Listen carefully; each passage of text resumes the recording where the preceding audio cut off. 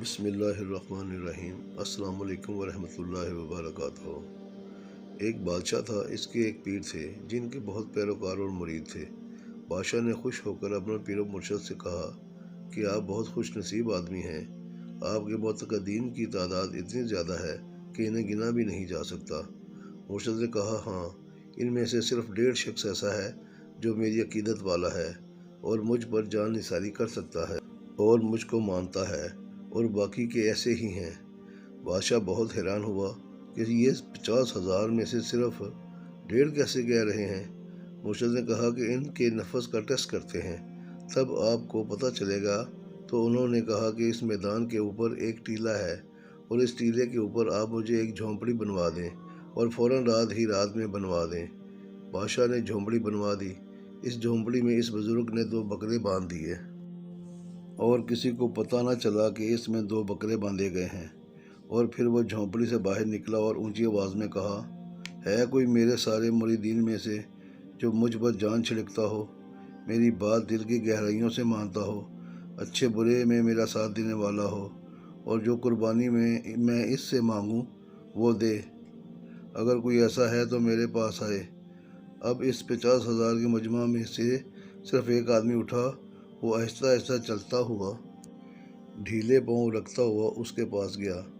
مرشد نے کہا، تجھ میں یہ دم خم ہے؟ اس نے کہا، ہے۔ مرشد نے کہا، میرے ساتھ آؤ۔ اس نے اس کی کلائی پکڑی، اس کو جھگی کے اندر لے گیا اور وہاں کھڑا کر دیا اور کہا، خاموشی کے ساتھ کھڑا رہ۔ پھر اس نے ایک بکرے کو لٹایا، چھری نکالی اور اسے ذبح کر دیا۔ نالی کے پاس سے جب خون نکلا تو 50,000 کے گروہ نے دیکھا، اور وہ خون آلود چھری لے کر باہر نکلا اور کہا، قربانی دینے والے شخص نے قربانی دے دی ہے۔ میں اس سے پوری طرح مطمئن ہوں، اس نے بہت اچھا فعل کیا۔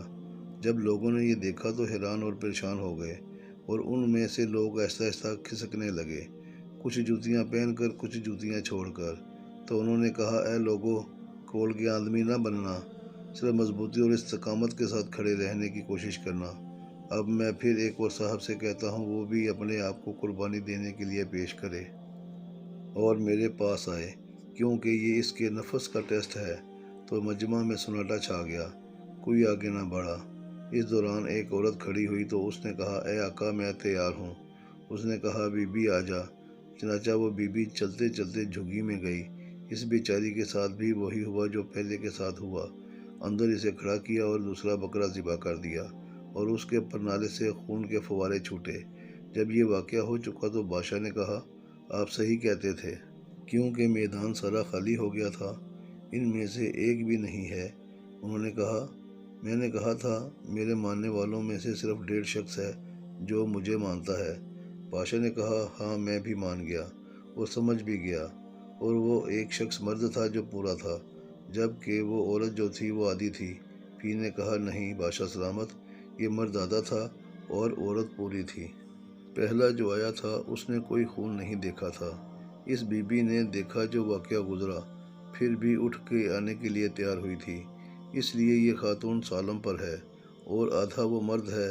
میرے ماننے والوں میں 1.5 لوگ ہیں، باقی سارے نفس کے بندے ہیں۔